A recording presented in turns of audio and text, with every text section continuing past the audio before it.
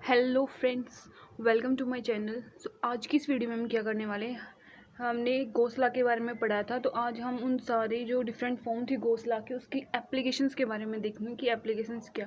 ठीक है, सबसे पहले हम देखते हैं जो डिफरेंशियल फॉर्म थी घोंसला की, वो क्या थी। Del dot E is equals to rho by epsilon naught. E is the electric field, rho is the volume charge density. ठीक है, epsilon naught is the permittivity of free space. तो यहाँ पे जो क्वेश्चन है वो किस टाइप के बनेंगे। So problem based on differential form. तो इसमें क्या होगा कि हमें इलेक्ट्रिक फील्ड गिवन होगा और हमसे पूछ लेगा कि रो बताओ, और हमसे ये भी पूछ सकते हैं कि जो टोटल चार्ज है, कोई भी हमें वॉल्यूम गिवन होगा, उस वॉल्यूम में टोटल चार्ज बताओ कितना है। ठीक है, so here electric field can be given and you may ask to find rho and also can say to find total charge enclosed with in a volume. ठीक है, सो हम questions के through इसको देखते हैं कि भी क्या हमें गिवन होगा और हम उसको कैसे सोल्व करेंगे। देखते कि हमारे पास एक क्वेश्चन है, if the electric field E is equals to K R cube R cap, ये हमारे पास इलेक्ट्रिक फील्ड है। Then associated volume charge density is what, तो हमें क्या बताना है, रो बताना है। तो ये किसका यूज़ करके करेंगे हम, जो डिफरेंशियल फॉर्म थी घोंसला का, उसका यूज़ करके। जो सेकंड क्वेश्चन है वो क्या है, also find the total charge with in a sphere of radius R having this charge density. और उसके बाद हमें क्या करना है, टोटल चार्ज ही फाइंड करना है। और जो हमें वॉल्यूम गिवन है वो क्या गिवन है, एक स्फीयर दे रखा है, इसकी रेडियस क्या है, आर। ठीक है, सो उसका कैसे सॉल्व करेंगे। सबसे पहले तो हमें ये देखना है कि जो हमें इलेक्ट्रिक फील्ड गिवन है वो वैलिड इलेक्ट्रिक फील्ड है या नहीं। इसका मीनिंग क्या हुआ, इलेक्ट्रोस्टेट में सर सभी के सभी जो इलेक्ट्रिक फील्ड है वो वैलिड नहीं होते। ठीक है, तो कौन से वैलिड होते हैं, वो इलेक्ट्रिक फील्ड जिनका कर्ल क्या हो, जीरो हो। सो वो क्या होते हैं, हमारे वैलिड इलेक्ट्रिक फील्ड होते हैं किसमें, इलेक्ट्रोस्टेट में। सो फर्स्ट ऑफ ऑल हम क्या चेक करेंगे, इसका कर्ल चेक करेंगे। सो कर्ल ऑफ ई क्या दे रखा, के आर क्यूब आर कैप। सो ये क्या होगा, इसका कर्ल के बार आ जाएगा, तो क्या होगा, curl of R cube R cap, ये जीरो होगा। क्यों, क्योंकि जो कर्ल है किसका, आर की पावर एन आर कैप, वो जीरो होता है हमेशा। ठीक है, तो इसका मतलब जो इलेक्ट्रिक फील्ड है ये क्या है, एक वैलिड इलेक्ट्रिक फील्ड है। अब हमें क्या करना है, रो फाइंड आउट करना है। तो सबसे पहले क्या करेंगे, हम जो डिफरेंशियल फॉर्म है घोंसला की उसका यूज़ करेंगे। डिफरेंशियल फॉर्म क्या है, del dot E is equal to rho by epsilon not. So हमें ई गिवन है तो यहाँ से रो क्या हो जाएगा, epsilon naught del dot E, और ई किसके इक्वल था, के आर क्यूब आर कैप। ठीक है, हमें पता है कि जो डाइवर्जेंस है आर की पावर एन आर कैप का, वो किसके इक्वल होता है, एन प्लस टू आर की एन माइनस वन। तो यहाँ से रो किसके इक्वल हो गया, के epsilon not an plus two यानी कि थ्री प्लस टू, और एन माइनस वन आर की थ्री माइनस वन यानी कि टू हो जाएगा। तो हमारा फाइनल जो रो है वो किसके इक्वल आ गया, फाइव के एप्सिलॉन नॉट आर स्क्वायर। ठीक है, अब जो सेकंड पार्ट था उसमें क्या पूछ रखा था, हमें क्या बताना है, टोटल चार्ज बताना है एक स्फीयर के अंदर एनक्लोज्ड है, जिसकी रेडियस क्या है उस स्फीयर की, आर। जो हमने क्या निकाला है, अभी रो निकाला है। तो ठीक है, वॉल्यूम चार्ज से टोटल चार्ज कैसे निकालेंगे, हमें पता है कि रो क्या होता है, चार्ज बाय वॉल्यूम। तो यहाँ से जो चार्ज है वो किसके इक्वल हो जाएगा, रो इंटू वॉल्यूम। अभी जो हमारा रो है वो आर का फंक्शन, तो क्यों किसके इक्वल हो जाएगा, इंटीग्रेशन रो डी टो, और D tau is volume. D tau को हम स्फेरिकल कोऑर्डिनेट्स में कैसे लिख सकते हैं, डी टो को वो होता है हमारा R square sine theta D R D theta D phi. ठीक है, तो यहाँ से जो क्यों वो किसके इक्वल हो गया, rho r square sine theta D R D theta D phi. और ये क्या वॉल्यूम पे है, ये जो इंटीग्रेशन है हमारा किस पे है, वॉल्यूम पे। तो यहाँ से क्यू किसके को लगा, ट्रिपल इंटीग्रेशन, एक तो आर के लिए, एक थीटा के लिए, एक फाई के लिए। और जो हमारी आर की लिमिट है वो कहाँ से कहाँ तक होगी, हमने क्या किया था, स्फीयर कंसीडर कर रखा है, इसकी रेडियस कितनी है, और जो आर की लिमिट है वो क्या कहाँ से कहाँ तक हो जाएगी, जीरो से कैपिटल आर। और थीटा की लिमिट हो जाएगी जीरो से पाई, और फाई की लिमिट हो जाएगी जीरो से टू पाई। और जो हमारा डाइवर्जेंस ऑफ ई है वो किसके इक्वल आता है, फाई एप्सिलॉन नॉट के आर स्क्वायर। और ये डी टो की वैल्यू हो गई, ये तो हमारा क्या है, डाइवर्जेंस ऑफ ई, और ये क्या है हमारा डी टो।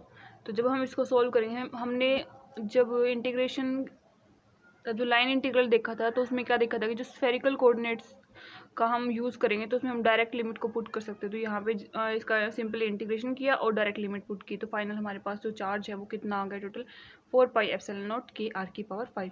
तो ये क्या था, जो डिफरेंशियल फॉर्म थी घोंसला की, उसकी एप्लीकेशन।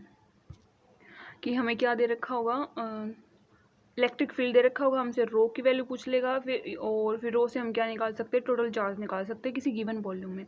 उसके बाद है एप्लीकेशंस ऑफ इंटीग्रल फॉर्म। ठीक है, इंटीग्रल फॉर्म की क्या एप्लीकेशन, सबसे पहले हम देखते हैं कि इंटीग्रल फॉर्म थी क्या। तो वो क्या थी, integration a dot d a is equals to q enclosed divide by epsilon not. ठीक है, सो हम इससे क्या निकाल सकते हैं, by integral form of Gauss law we can find magnitude of electric field. हम क्या फाइंड कर सकते हैं, only magnitude of electric field for some particular या फिर सम स्पेसिफिक चार्ज कॉन्फ़िगरेशन। सिर्फ कुछ पर्टिकुलर चार्ज कॉन्फ़िगरेशन के लिए ही हम क्या कर सकते हैं, मैग्नीट्यूड फाइंड कर सकते हैं इलेक्ट्रिक फील्ड का। किसकी हेल्प से, इंटीग्रल फॉर्म की हेल्प से, गॉस लॉ की। और फिर डायरेक्शन कैसे करेंगे, डायरेक्शन को हम जो सिचुएशन हमें गिवन होगी उसके अकॉर्डिंग हम उसको एनालाइज कर लेंगे। ठीक है, अब हमारी बात क्या है, हमने बोला कि कुछ पर्टिकुलर चार्ज कॉन्फ़िगरेशन के लिए ही हम क्या कर सकते हैं, मैग्नीट्यूड फाइंड कर सकते हैं इलेक्ट्रिक फील्ड का। अब वो पर्टिकुलर चार्ज कॉन्फ़िगरेशन है कौन सी, so what are the specific charge configuration where Gauss law is useful to find magnitude of E. So क्या है वो particular charge configuration, Gauss law is applicable to all kind of closed surface, but it is useful to find magnitude of E for the following special। एक तो है हमारी first जो है वो है स्फेरिकल सिमेट्रिक चार्ज डिस्ट्रीब्यूशन। वैसे तो गॉस लॉ क्या होगा, जितने भी क्लोज सरफेस है उन सभी पे हम अप्लाई कर सकते हैं, लेकिन यूज़फुल किसके लिए है, कुछ स्पेशल चार्ज कॉन्फ़िगरेशन के लिए, मतलब हम ईजिली निकाल सकते हैं मैग्नीट्यूड ऑफ इलेक्ट्रिक फील्ड कुछ पर्टिकुलर चार्ज कॉन्फ़िगरेशन के लिए। सो फर्स्ट हमारी क्या है वो है स्फेरिकल सिमेट्रिक चार्ज डिस्ट्रीब्यूशन। इसका मीनिंग क्या है कि जो अमाउंट ऑफ चार्ज है या फिर जो चार्ज डेंसिटी है वो क्या होनी चाहिए, यूनिफॉर्म होनी चाहिए at a distance r from the origin. अगर हम कोई डिस्टेंस r ले ओरिजिन से, तो वहाँ पे जो चार्ज डेंसिटी है या फिर चार्ज है वो क्या होना चाहिए, यूनिफॉर्म होना चाहिए। ठीक है, जैसे हम एग्जांपल देखते हैं, ये हमने क्या ले रखा है, एक स्फेयर ले रखा है। इस स्फेयर में क्या है, हर जगह पे मान लो अगर हमने ये वाली डिस्टेंस यहाँ तक की डिस्टेंस कंसिडर की, तो यहाँ पे भी क्या होना चाहिए, चार्ज यूनिफॉर्म होना चाहिए। अगर हमने सॉलिड लिया तो हर जगह पे चार्ज क्या होना चाहिए, यूनिफॉर्म डिस्ट्रीब्यूशन होना चाहिए। अगर हमने होलो स्फेयर लिया, उस पर प्लस चार्ज गिवन है, तो जो इसकी सरफेस चार्ज डेंसिटी सिग्मा वो क्या होना चाहिए, कांस्टेंट होना चाहिए। सॉलिड स्फीयर लिया तो रो कांस्टेंट होनी चाहिए। ठीक है, या फिर रो आर का फंक्शन भी हो सकती है, वो हम आगे देखेंगे कि क्या क्या हो सकता है। तो इसमें क्या है कि भी जो चार्ज है, चार्ज डेंसिटी है, वो क्या होनी चाहिए, यूनिफॉर्म होनी चाहिए स्फेरिकल सिमेट्रिक चार्ज डिस्ट्रीब्यूशन में। और इस टाइप के डिस्ट्रीब्यूशन पे हम क्या कर सकते हैं, गॉस लॉ अप्लाई कर सकते हैं।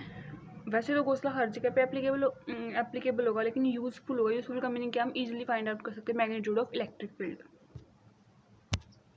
जो हमने बोला था कि जो सिग्मा है वो क्या होना चाहिए, कांस्टेंट होना चाहिए। इसका मीनिंग क्या है कि जो सिग्मा है सरफेस चार्ज डेंसिटी, वो ना तो आर का फंक्शन होना चाहिए, ना ही वो थीटा का फंक्शन होना चाहिए, ना ही वो फाई का फंक्शन होना चाहिए। ठीक है, वो किसी पर्टिकुलर डिस्टेंस आर पे क्या होना चाहिए, कांस्टेंट होना चाहिए। अगर हम किसी सॉलिड स्फीयर की बात करें,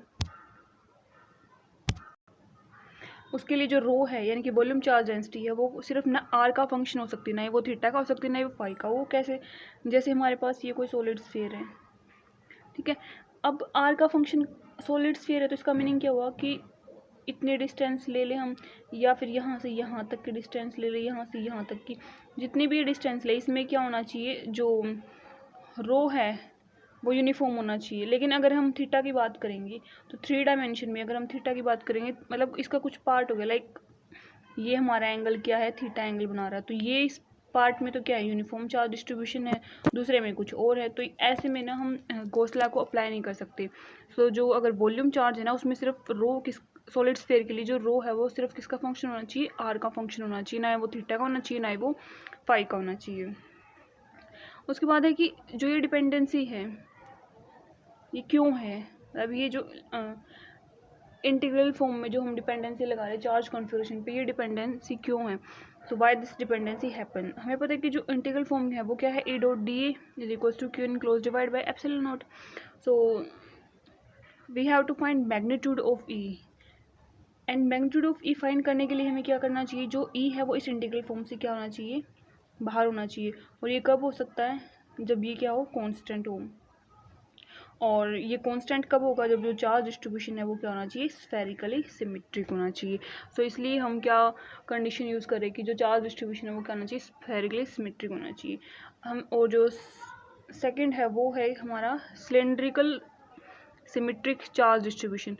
हमने क्या कहा था कि जो कुछ पर्टिकुलर कॉन्फ़िगरेशन के लिए ही जो गोसला है वो क्या है, यूज़फुल है। तो फर्स्ट तो क्या थी, स्फेरिकल, सेकंड क्या है, सिलेंड्रिकल सिमेट्रिक चार्ज डिस्ट्रीब्यूशन। इसमें भी कुछ पर्टिकुलर चीज़ें होनी चाहिए कि जो हमारा सिलेंडर है वो क्या होना चाहिए, वेरी लॉन्ग, या फिर हम क्या बोल सकते हैं कि जो इनफाइनाइट सिलेंडर है उसके लिए ही ये यूज़ होगा जनरली, फाइनाइट के लिए वैलिड नहीं होगा। और जो इनफाइनाइट, या फिर हम क्या बोले कि इनफाइनाइट लाइन चार्ज हो सकता है जिसकी चार्ज डेंसिटी क्या दे रखी हो हमें, लैम्डा, उसके लिए भी हम क्या कर सकते हैं, यूज़ कर सकते हैं। अगर वो आगे देखेंगे अगर इनफाइनाइट लाइन चार्ज हो तो उसका जो गॉसियन सरफेस है वो क्या होगा, सिलेंड्रिकल फॉर्म में बनेगा, मतलब इनफाइनाइट सिलेंडर की फॉर्म में बनेगा वो भी। तो क्या सेकंड जो हमारा चार्ज कॉन्फ़िगरेशन है वो क्या है, सिलेंड्रिकल सिमेट्रिक चार्ज डिस्ट्रीब्यूशन। और जो फाइनल है वो क्या है हमारा, इनफाइनाइट प्लेनर सरफेसेस। उसमें भी दो केस हो सकते हैं, एक तो हमारा ये थिन हो सकता है और दूसरा क्या हो सकता है, थिक हो सकता है। थिन में जो हमारे जो सिग्मा है यानी कि सरफेस चार्ज डेंसिटी है वो क्या होनी चाहिए, कांस्टेंट, और अगर थिक है तो जो हमारी रो है वो या तो कांस्टेंट होनी चाहिए या फिर वो फंक्शन होनी चाहिए किसकी, आर का। ठीक है, तो अभी तक हमने क्या किया, सिर्फ देखा है कि भी हम गॉस लॉ की जो एप्लीकेशन है क्या, सिर्फ हमने उसके बारे में पढ़ा है कि हम इसको कहाँ कहाँ यूज़ कर सकते हैं, इसका